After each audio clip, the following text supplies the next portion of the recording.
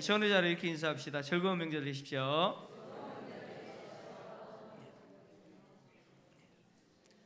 네, 즐거운 명절 되시고요.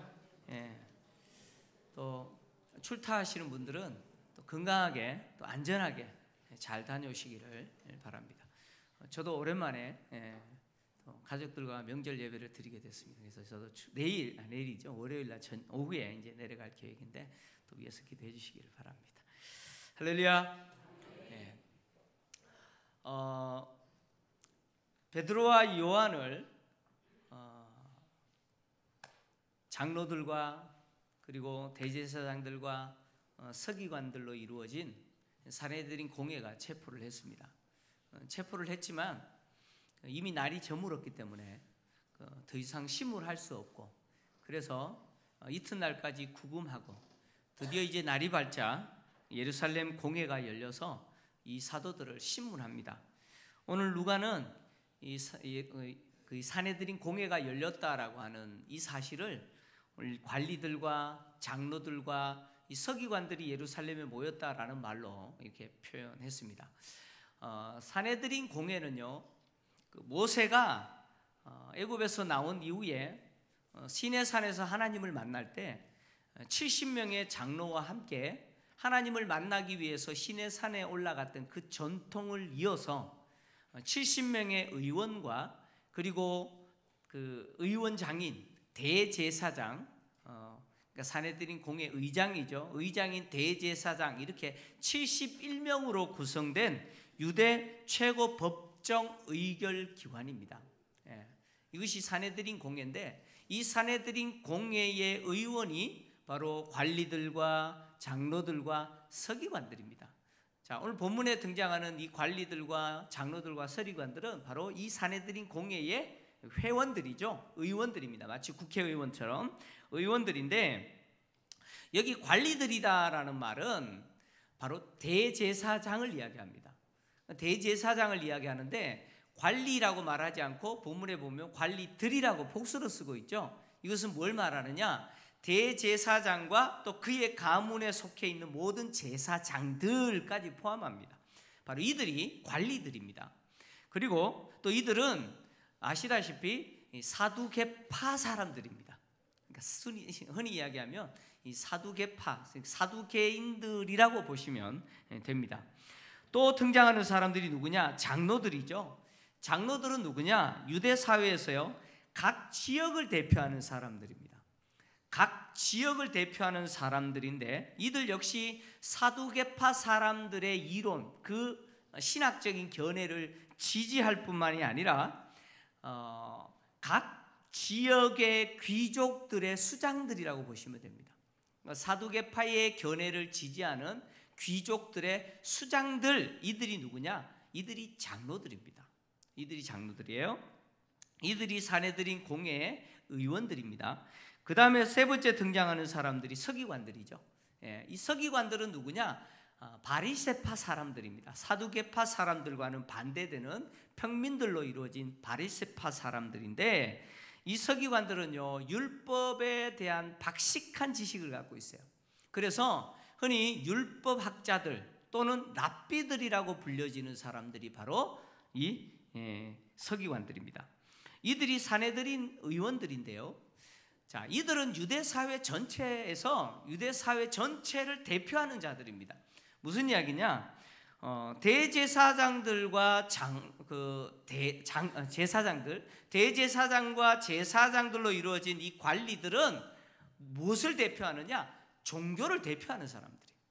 유대 사회에서 종교를 대표하는 자들이고요, 장로들은 각 지역의 대표자이면서 각 지역의 귀족의 대표라고 제가 말씀을 드렸습니다. 그러니까 각 지역의 대표라는 것은 행정 대표자들이라는 거예요. 그러니까 행정을 대표하는 자들이 바로 장로들입니다. 또 이 서기관들은 누구냐? 서기관들은 율법을 해석하고 가르치는 자예요. 그러니까 사법의 대표자들이죠. 그러니까 입법, 행정, 종교의 대표자들이 바로 이들입니다. 이들이 산헤드린 공회 의원으로 구성되어 있는데, 오늘 누가는 산헤드린 공회에 대제사장인 안나스와 가야바와 요한과 알렉산더와 및 대제사장 문중이 다 참여했다, 이렇게 기록을 하고 있어요. 누가가 말하고 있는 대제사장 안나스는 AD 7년 수리아를 통치하던 바로 퀴리니우스라고 하는 사람에 의해서 대제사장으로 임명이 됩니다. 그러다가 그가 AD 15년에 해임을 당하는데 당시 유대 총독이었던 그라투스에 의해서 해임을 당합니다. 그러니까 AD 7년에서 AD 15년까지 대제사장으로 있었던 사람이 바로 안나스입니다. 그런데 이 안나스가 지금 누가가 뭐라고 기록하고 있냐면 마치 현직 대제사장인 것처럼 기록하고 있죠. 그죠? 대제사장 안나스와 이렇게 기록하고 있잖아요. 그러니까 마치 안나스가 지금 해임된 상태예요. 그런데 마치 현직 대제사장인 것처럼 기록하고 있는데 이것은 뭘 말하느냐? 지금 비록 안나스를 이어서 그의 사위인 가야바가 현직 대제사장이지만 유대 사회에서 실제 대제사장 역할은 누가 한다는 거예요? 이 안나스라는 사람이 대제사장 역할을 하고 있다는 거예요. 가야바가 안나스의 사위로서 현직 대제사장이에요. 그럼에도 불구하고 가야바가 결정할 수 있는 것은 아무것도 없다는 거예요. 뭘 결정해야 될 때 전화해요. 누구에게? 안나스에게 전화해가지고 어떻게 해야 됩니까? 그러면 안나스가 이렇게 해라 저렇게 해라라고 실제로 대제사장 역할을 안나스가 하고 있다는 것을 누가가 지금 말을 하는 겁니다. 자, 이렇게 면직된 안나스를 이어서 대제사장 된 사람이 안나스의 사위인 가야바입니다. 오늘 등장하죠. 가야바인데요. 가야바는 AD 18년부터 AD 36년 동안 대제사장으로 있었던 사람이에요. AD 18년부터 36년까지 대제사장으로 있었는데 그가 AD 36년에요. 시리아 총독이었던 비텔리우스에 의해서 해임을 당하게 됩니다. 그때까지 이제 대제사장직으로 사역을 했는데 이 가야바가 대제사장으로 임명받고 11년 후, 그러니까 가야바가 대제사장으로 사역하고 11년 후에 누가 등장하느냐? 세례 요한이 등장합니다. 세례 요한이 요단강과 광야에서 사역을 시작했을 때가 언제냐? 가야바가 대제사장으로 임명받은 후 11년째 되는 해에 이제 세례 요한이 사역을 합니다. 오늘 또 본문에 누가 등장하냐면 요한이라는 인물이 등장하는데 이 사람이 누군지는 정확하지 않습니다. 학자들은 아마 가야바나 아니면 안나스의 아들이었을 거다. 특히 이 안나스의 아들 요나단이 바로 이 요한일 것이다라고 학자들은 생각을 합니다. 또 알렉산더라는 사람이 등장하는데 이 사람에 대한 정보는 없어요. 다만 안나스와 가야바와 함께 기록됐다는 것은 가야바의 아들이거나 아니면 친척일 거다 이렇게 추측만 합니다. 근데 오늘 본문을 보시면 중요하게 지금 누가가 말하고자 하는 의도가 있는데 누가는요 지금 안나스가 당시 대제사장인 것처럼 기록할 뿐만이 아니라 그의 이름을 제일 먼저 기록하죠. 제일 먼저 기록합니다. 이것은 안나스가 당시 대제사장직을 장악하고 있다. 그래서 성전을 장악한 사람이다라는 것을 말할 뿐만이 아니라 무엇을 장악한 사람이 안나스냐? 사내들인 공회를 장악한 사람이 누구라는 거예요? 안나스라는 사람이라는 거예요. 그러니까 안나스에 의해서 사내들인 공회의 모든 결정들이 어떻게 됩니까? 결정된다는 거예요. 그래서 여러분 누가복음에서 봤듯이 예수님이 체포당했을 때 누구에게 신문 받았어요? 제일 먼저 누구에게 갑니까? 안나스에게 갑니다. 제일 먼저 안나스가 신문을 했어요. 그만큼 안나스는요 사내들인 공회를 장악한 사람이었어요. 뿐만 아니라 안나스와 안나스의 자녀들이 이 대제사장직을 그러니까 장악을 했었는데 AD 36년부터 37년까지는요 이 안나스의 아들 요나단이 대제사장직을 차지합니다. 그리고 AD 37년에서 41년까지는요 안나스의 아들 데오필루스라고 하는 아들이 대제사장직을 장악합니다. 그리고 AD 42년에는요 안나스의 아들 마띠아스가 대제사장직을 차지하고요 AD 61년에는요 안나스의 아들 안나스, 자기 아들을 또 안나스라고 지어요. 안나스의 아들 안나스가 대제사장이 됩니다. 그리고 AD 65년에서 66년에는 안나스의 손자이면서 데오필루스, 즉 안나스의 아들이잖아요. 데오필루스의 아들인 마띠아스가 대제사장이 됩니다. 그러니까 이 안나스는요, 자기도 대제사장 했을 뿐만 아니라 자기의 5 아들이 다 뭐가 됩니까? 앞으로 대제사장이 됩니다. 심지어요, 손주도 대제사장이 되고요, 누구도 지금 현직은 대제사장이에요. 자기 사위도 대제사장이에요. 그러니까 이 안나스라는 사람의 영향력이 얼마나 대단한지를 보여주는 거예요. 그러니까 사내들인 공회도 장악했어요. 예루살렘에 드려지는 성전 제사도 다 장악했습니다. 이 사람이 누구예요? 바로 안나스였다는 거예요. 이렇게 모인 공회가, 안나스가 장악한 이 사내들인 공회가 이제 사도들을 신문합니다. 신문을 하는데 뭐라고 신문하느냐? 무슨 권세와 누구의 이름으로 이 일을 행하느냐, 이렇게 신문을 하죠.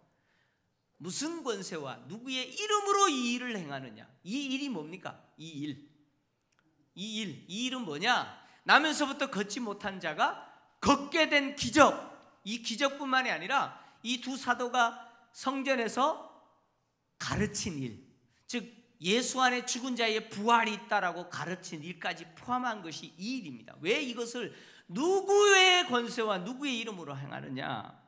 자, 누구의 권세와 누구의 이름, 무슨 권세와 누구의 이름이냐는 것은 결국 누구의 권위로 이 일을 하느냐는 거예요. 누가 허락했냐는 거예요. 제가 말씀드렸죠. 예루살렘 성전 안에서 가르칠 수 있는 사람들은 누구만 가르칠 수 있어요? 대제사장이 허락한 사람, 그리고 당시 사회에서 대제사장이 인정하는 권위 있는 랍비들만 성전에서 가르칠 수 있어요. 근데 지금 제자들은 그런 허락도 받지 않고 가르쳤잖아요. 그러니까 이들이 누구 허락 받고 가르쳤냐는 거죠. 근데 이렇게 신문을 했지만 사실은 이 사내들인 공회가 이 사도들, 2 사도가 누구의 권위로 했습니다라고 말하는 대답을 듣기 원합니까? 아닙니다. 듣기 원하는 게 아니에요. 무슨 이야기냐면 유대인들의 시각, 특히 예루살렘 성전이라고 하는 시각에서 우리가 봤을 때 누가 최고의 권위자입니까? 누가 1인자입니까? 제가 이야기했잖아요. 성전에서는 누가 1인자입니까? 네, 하나님 1인자입니까? 대제사장이 1인자예요. 대제사장의 권위를 넘을 권위가 없어요. 유대 사회 전체를 봤을 때도 마찬가지예요. 대제사장의 권위를 뛰어넘을 권위가 있어요, 없어요? 없어요. 그러면 대제사장이 허락하지 않았는데 누가 감히 성전에서 가르친다? 대제사장이 허락하지 않아도 허락할 만한 권위가 있어요, 없어요? 없습니다. 뿐만 아니라 지금 이 신문하는 사내들인 공회는요, 이 2 사도가 예수의 이름으로 하고 있다는 거 알아요, 몰라요? 잘 알죠.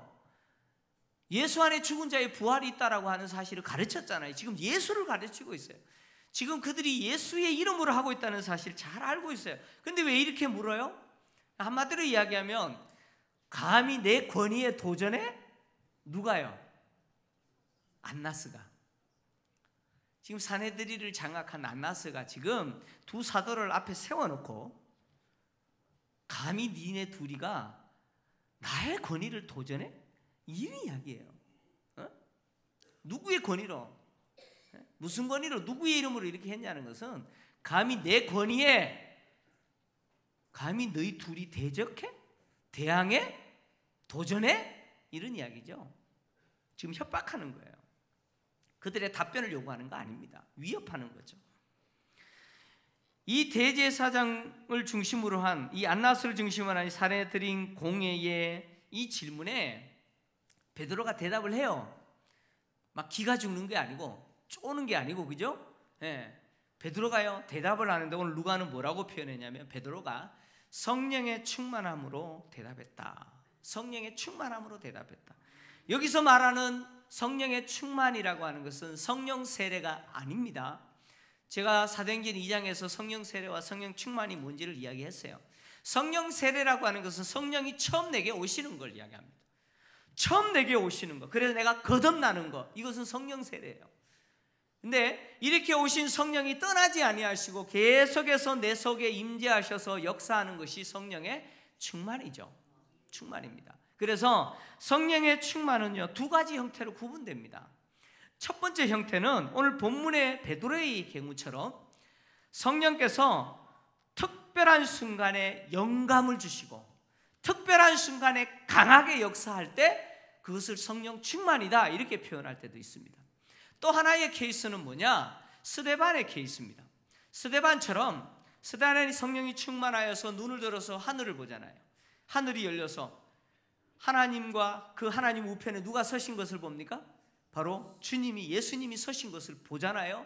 바로 스데반의 경우처럼 오신 성령이 지속적으로 스데반의 속에서 역사하는 상태, 그것을 성령 충만이라고 이야기했습니다. 그러니까 특별한 순간에 성령이 강하게 역사하는 것도 성령의 충만이고 지속적으로 성령이 역사하는 것도 성령의 충만이다. 성경은 이 두 가지를 성령의 충만이라는 말로 표현을 합니다. 자, 베드로가 성령이 충만하여서 사도인 공예의 신문에 담대하게 대답합니다. 담대하게 대답하는데 이 담대한 베드로의 모습은 결국 누가 하신 말씀에 대한 성취냐? 예수님이 하신 말씀에 대한 성취입니다. 자, 예수님이 사도들에게, 제자들에게 무엇을 약속하셨느냐? 이것을 약속하셨어요. 누가복음 21장 14절에서 15절 같이 한번 읽겠습니다.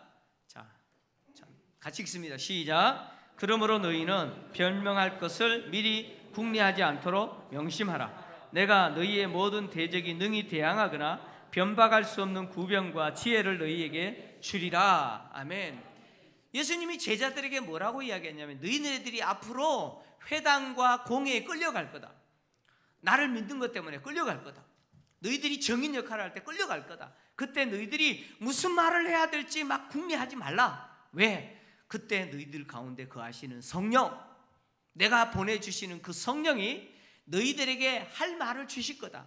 그래서 너희들에게 성령이 주시는 할 말, 그 할 말을 주실 때 너희들은 너희들을 대적하는 자들이 능히 대적할 수 없을 정도로 탁월한 뭘요? 구변, 말하는 재주죠. 말 잘하는 거죠. 구변과 지혜를 주실 거다. 이 예수님의 약속이 지금 누구를 통해서 성취되고 있어요? 이 사도들을 통해서 성취되고 있는 모습을 보여줍니다. 이제 베드로가요, 이 사도들인 공회 앞에서 말을 하는 말은요, 사도들인 공회가 뒤로 자빠집니다. 이거 다음 시간에 제가 또 말씀드립니다. 그만큼 이 베드로의 성령 충만에서 받은 답변들은요, 탁월한 구변과 지혜였습니다. 자, 오늘 베드로가 이렇게 성령 충만해서 답변을 하는데 뭐라고 답변하냐? 병자에게 행한 일, 그 일은 무슨 일입니까? 선한 일이죠.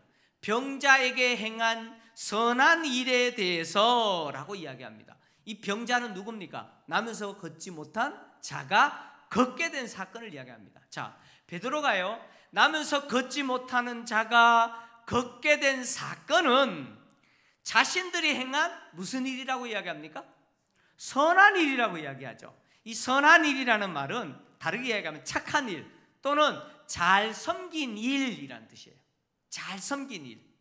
그러니까 베드로가 지금 이렇게 말하는 이유는 사내들인 공회는 베드로와 요한을 불법을 저지른 자라고, 죄를 지은 자라고, 악을 행한 자라고 해서 잡았어요. 그래서 신문합니다. 그런데 베드로는 이렇게 이야기하는 거예요. 우리가 저 병자를 고친 것은 악을 행한 거 아니에요. 악을 행한 것도 아니고 우리가 그 사람에게 죄를 지은 것도 아니에요. 우리는 단지 그 사람을 잘 섬긴 것 뿐이에요. 이렇게 말하는 거예요. 여러분, 여기서 중요한 개념이 있죠.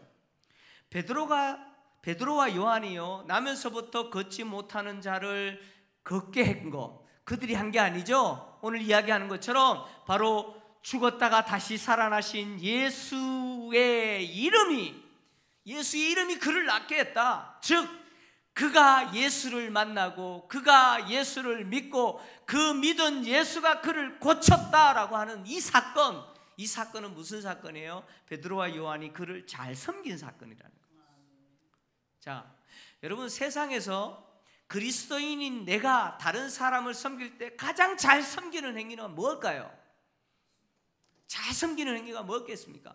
교회가 세워진 그 지역에 있는 사람들을 섬길 때 가장 잘 섬기는 게 뭘까요? 그것은 그들에게 예수를 만나게 하는 거예요. 믿습니까? 바로 나면서부터 걷지 못한 자가 예수를 만나서 예수님이 그를 고쳐준 이 사건은 베드로가 그 사람을 가장 잘 섬긴 사건이라는 거예요. 이게 선한 일, 착한 일이라는 거예요. 여러분 이제 명절을 맞이해서 여러분 이제 가족을 만나고 친척들을 만날 거예요. 그들을 섬기는데 가장 잘 섬기는 건 뭐예요? 부침개 잘 만들어서 대접하는 게 아니고, 물론 그것도 해야 돼요. 더 잘 섬기는 게 뭐예요? 최고의 섬김은 뭐예요? 그들로 하여금 예수를 만나게 하는 거예요. 그들로 하여금 예수를 만나게 하는 것, 예수를 보게 하는 것, 구원받게 하는 것, 이것이 우리가 그들을 가장 잘 섬기는 섬김의 행위라는 거예요. 이 섬김이 명절 기간 동안 있기를 주의 이름으로 축원합니다. 베드로는 그 이야기를 하는 거예요. 우리는 죄를 지은 게 아니라는 거예요. 악을 행한 것이 아니라는 거예요. 우리는 가장 그 사람을 잘 섬긴 것 뿐입니다.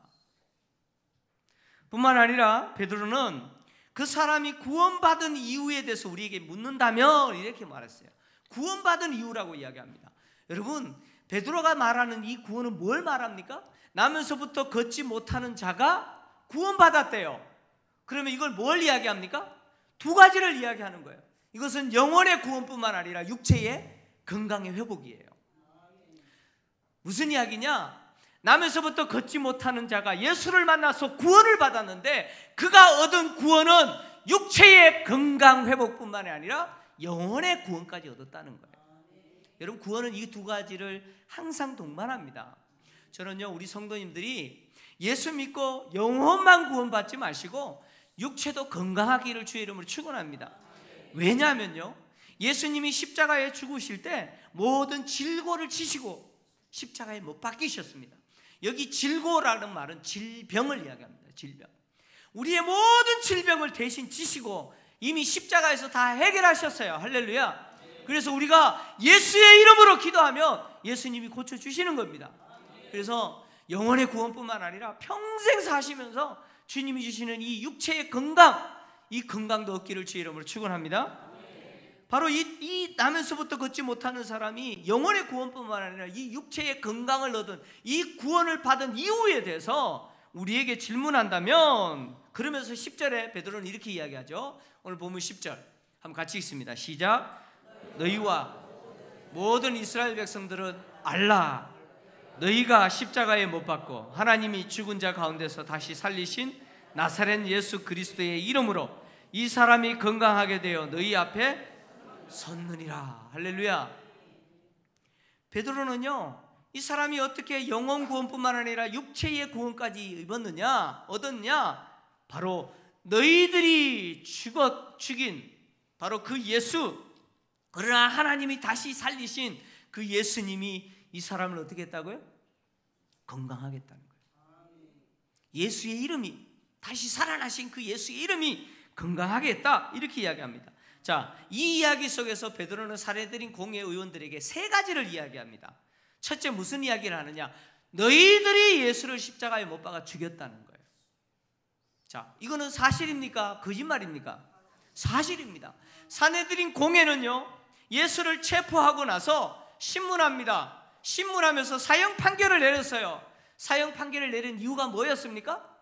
예수가 자칭 유대인의 왕이라고 주장하고 그가 하나님의 아들이라고 주장하는 겁니다. 사내들인 공회는 예수님이 하나님의 아들이라고 주장하고 자기가 유대인의 왕이라고 주장하는 것을 하나님을 모독한 신성 모독죄로 규정하고 사형 판결 내리고 빌라도의 손을 빌어서 십자가에 못 박아 죽였어요. 이거는 사실이에요. 베드로는 그 사실을 지적하는 거예요. 너희들이 예수를 어떻게 했다고요? 십자가에 죽였다는 거예요. 사실이에요. 부정할 수 없어요. 그런데 그렇게 사내들인 공회가 사형 판결하고 십자가에 죽인 예수를 하나님은 어떻게 하셨어요? 다시 살리셨다는 거예요. 하나님을 모독하는 자라고 해서 십자가에 죽였는데 정작 그 하나님은 그를 어떻게 했다는 거예요? 다시 살리셨다는 거예요. 자, 누가 맞았고 누가 틀렸습니까? 나는 하나님의 아들이다. 나는 유대인의 왕이다. 나는 아버지께서 보내서 왔다. 이렇게 주장하는 예수님이 틀린 겁니까? 아니면 그 주장을 신성 모독한 거라고 주장하면서 사형 판결 내린 사내들인이 틀린 겁니까? 바로 그 이야기입니다. 베드로는 이렇게 이야기하는 거예요.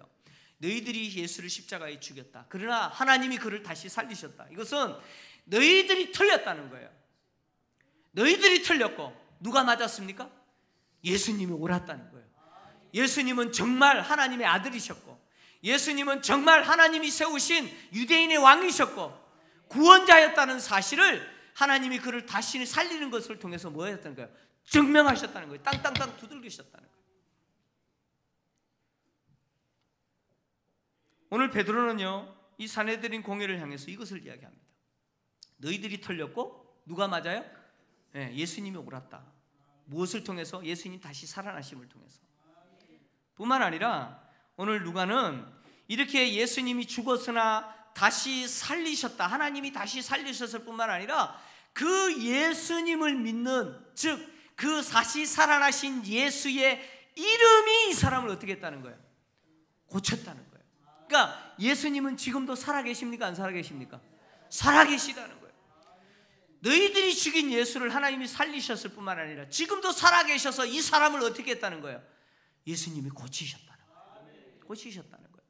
그래서 예수님이 죽었으나 다시 하나님이 살리셨고 그 예수 그리스도께서 이 사람을 고치고 이 사람을 구원했다라고 하는 사실은 누가 알아야 되느냐? 너희뿐만 아니라 이스라엘 모든 백성들이 알아야 된다는 거예요.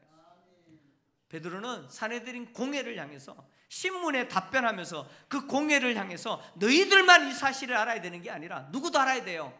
유대인 전부가 알아야 된다는 거예요. 뿐만 아니라 유대인 전부뿐만 아니라 누구도 알아야 됩니까? 세상의 모든 민족은 다 알아야 됩니다.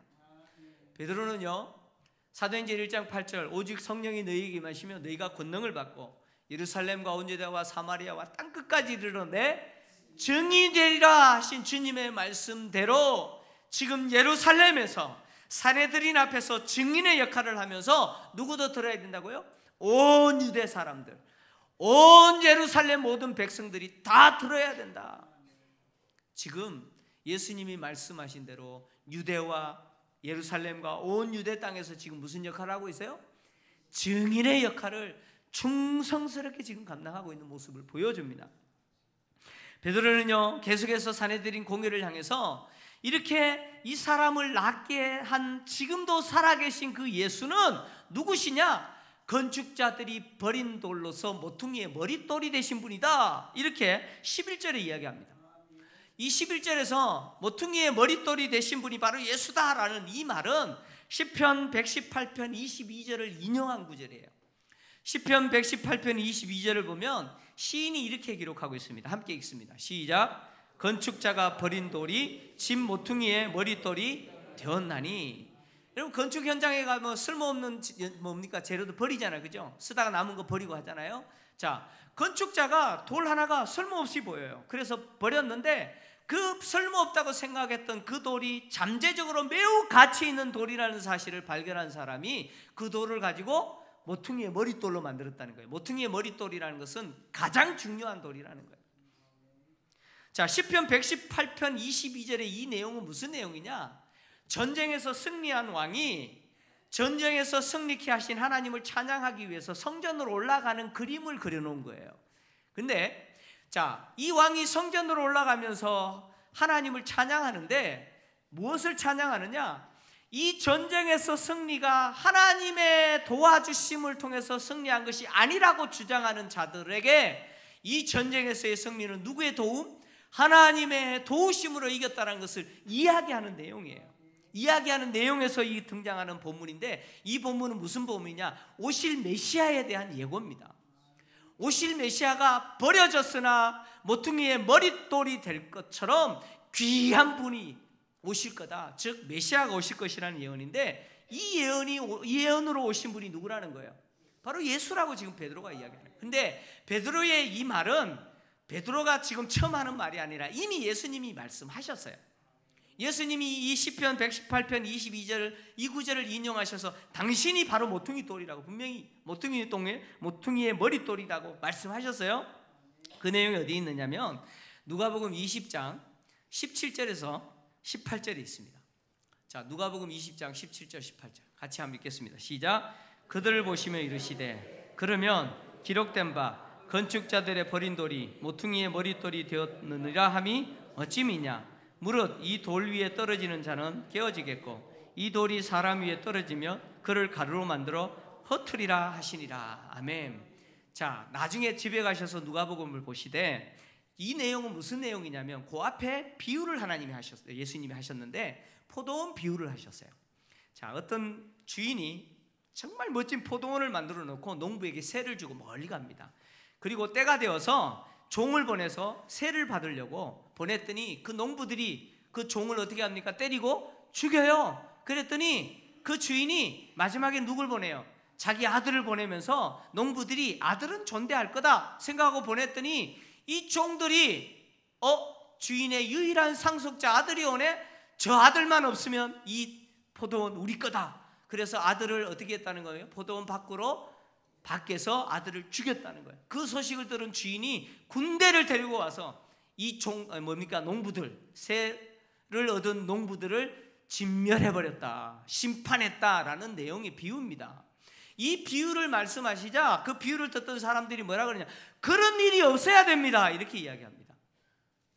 그렇죠? 그런 일이 없어야 됩니다라고 말했을 때 예수님이 오늘 본문 바로 시편 118편 22절을 인용하셔서 이 구절이 이루어져야 된다는 거예요. 자, 예수님은 이렇게 이야기하신 거죠. 포도원 주인은 하나님이시고 포도원은 이스라엘이고 또 포도원을 세를 받은 농부들은 누굽니까? 유대인들이고, 그렇죠? 유대인들이고 또 주인이 보낸 종들은 선지자들이고 마지막에 주인이 보낸 그 아들은 누구라는 이야기예요? 나라는 거예요. 나라는 거예요. 난데 세를 얻은 농부된 유대인 너희들이 나를 어떻게 해요? 나를 죽일 거라는 거예요. 근데 유대인들 그런 일이 없어야 됩니다라고 말하자 예수님이 이 말씀을 하시면서 이미 시편에 이게 기록되어 있다는 거예요. 그래서 건축자의 버린 돌이 모퉁이의 머릿돌이 된다라고 하는 이 일이 이루어져야 된다는 거예요. 당신이 누구시라는 거예요? 예, 모퉁이의 머릿돌 되신다는 거예요. 그렇게 말씀하시면서 18절에 뭐라고 했습니까? 무릇 이 돌 위에 떨어지는 자는 깨어지겠고 이 돌이 사람 위에 떨어지면 그를 가루로 만들어 흩으리라. 이 돌이 떨어지는 사람은 어떻게 됩니까? 돌 위에 떨어지는 사람은 깨지고 이 돌이 그 사람 위에 떨어지면 가루가 된다. 이걸 뭘 이야기하냐면 이 돌이요, 이 돌을 거절하는 사람에게 이 돌은 무슨 역할을 하느냐? 가루로 만들어버리고 부숴버린다는 거예요. 즉 이 돌 되시는 예수님을 거절하는 자에게는 이 돌 되시는 예수님이 심판의 원인이 될 거다, 그런 이야기예요. 예수를 거절하면 심판받을 거다, 그런 이야기죠. 자, 예수님이 이 이야기를 말씀하셨는데 베드로 역시 이 이야기를 그대로 베드로 전서에 기록을 했어요. 베드로전서 2장 4절 그리고 7절 8절을 보면 이렇게 기록합니다. 한번 같이 읽겠습니다. 시작. 사람에게는 버림바가 되었으나 하나님께는 택하심을 입은 보배로운 산돌이신 예수께 나아가. 자, 7절 8절 같이 읽습니다. 시작. 그러므로 믿는 너희에게는 보배이나 믿지 않은 자에게는 건축자들이 버린 그 돌이 모퉁이의 머릿돌이 되고 또한 부딪히는 돌과 걸려 넘어지게 하는 바위가 되었다 하였느니라. 그들이 이 말씀을 순종하지 아니하므로 넘어지나니 이는 그들을 이렇게 정하신 것이라. 베드로가 예수님이 하신 말씀을 그대로 인용해서 우리가 산돌 대신 모퉁이의 머릿돌 대신 예수님께 나아가야 된다는 거예요. 구원이 누구에게 나옵니까? 바로 모퉁이의 머릿돌 대신 예수님을 통해서 구원이 우리에게 주어지는데 그 구원자 대신 예수를 거절하는 자에게 그 돌은 어떤 돌입니까? 걸리고 넘어떨어지게 하는 돌이라는 거예요. 심판받게 하는 돌이라는 거예요. 그래서 예수를 거절하는 자에게는 그 예수님은 누구냐? 심판자 되신다는 거예요.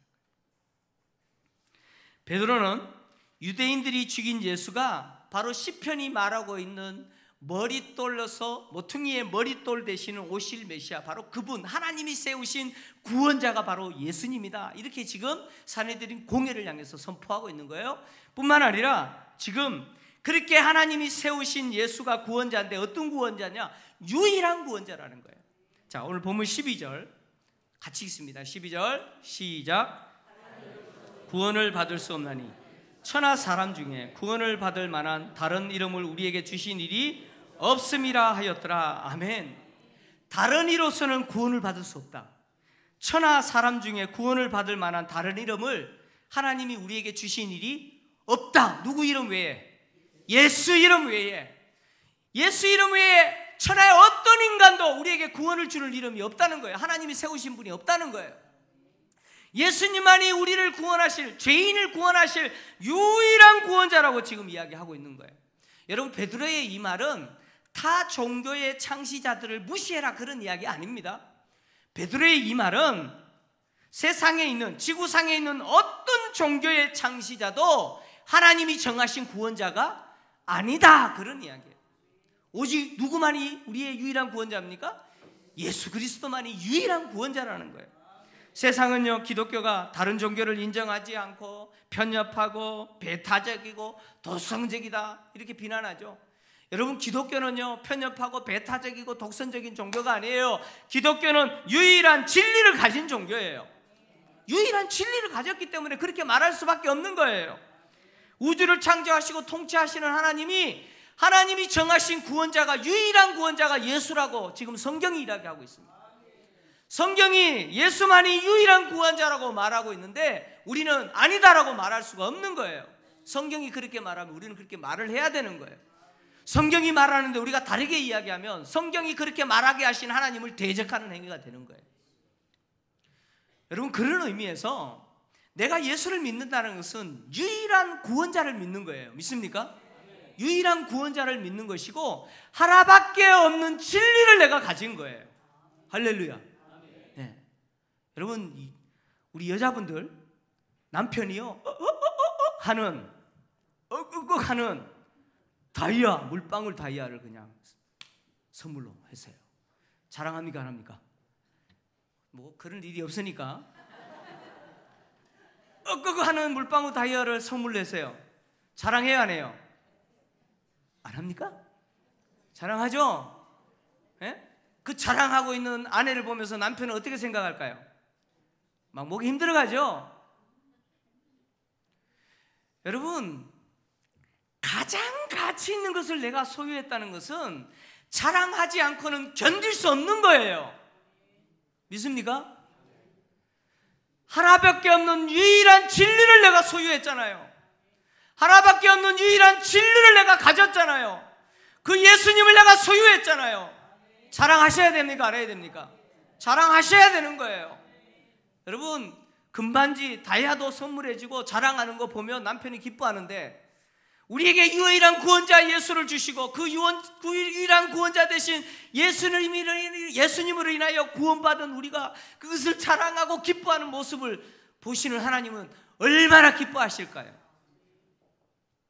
여러분, 명절 때 자랑하셔야 되겠어요? 안 하셔야 되겠어요? 하셔야 됩니다. 우리는 유일한 구원을 얻은 사람이에요. 하나밖에 없는 진리를 소유한 사람이에요. 이 진리를 소유했다고 하는 감격과 기쁨이 이번 명절에 여러분들에게 있고 또 여러분들이 그 기쁨과 감격 속에서 최선을 다해서 불신 가족들을 섬기십시오. 서비스를 하십시오. 그래서 그들로 하여금 우리 안에 있는 진리 되신 예수를 보게 하십시오. 이런 명절 되기를 주의 이름으로 축원합니다. 하나님 아버지,